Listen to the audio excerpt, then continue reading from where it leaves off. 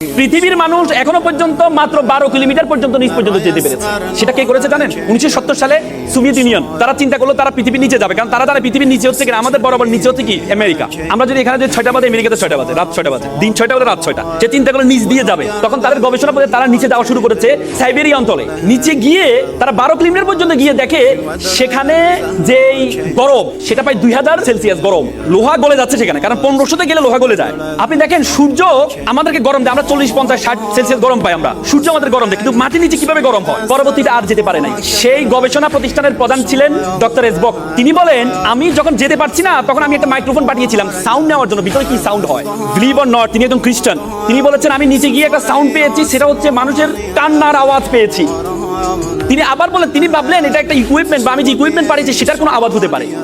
তিনি আবার পাঠালেন, পরে দেখলেন এটা কোনো একজন দুজন মানুষের আওয়াজ না, এটা হচ্ছে হাজার হাজার মানুষের কান্নার আওয়াজ, এবং সে আওয়াজগুলো বেশিরভাগ আওয়াজ হচ্ছে মহিলাদের আওয়াজ। তখন তিনি স্টপ করে দিলেন। তিনি বললেন, I am a communist, I don't believe heaven and Bible, but I believe in hell. আমি জাহান্নামকে বিশ্বাস করি। আল্লাহ রাসূল বলেছেন বেশিরভাগ মহিলা জাহান্নামী হবে, বলেছি কিনা? এবং আমরা জান্নাতের ইল্লিন আর সিজিন, ইল্লিন হচ্ছে যেখানে আমরা মৃত্যুবরণ করার পরে আমাদের বডিটাকে, আমাদের রুহটাকে ইল্লিনে নেওয়া হয়। ইল্লিন বলতে আল্লাহ তাআলার আরশের নিচে রাখা হয় সিদরাতুল মুনতাহার পরে। আর সিজিন, সিজিন বলা হয়, সিজিন হচ্ছে জাহান্নামের টুকরা, যেটা হচ্ছে জাহান্নামের সর্বশেষ জায়গাটা সিজিন।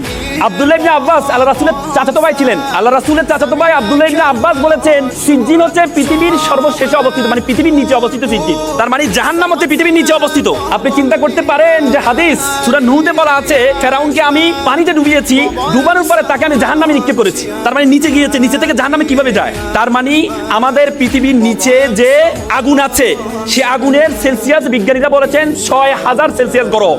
তার মানে ডক্টর এসবক যে সাউন্ডটা পেয়েছেন, সে সাউন্ডটা কিসের সাউন্ড? জাহান্নামের সাউন্ড।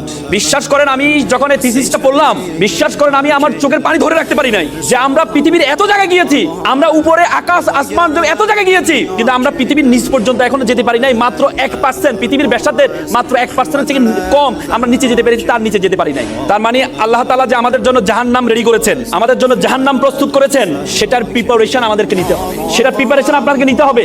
এজন্য আপনাদেরকে এখানে বলেছেন আল্লাহ তাআলা আল্লাহ রাসূলকে প্রথম যে উপদেশটা দিয়েছেন সেটা হচ্ছে ইকরা, পড়ো।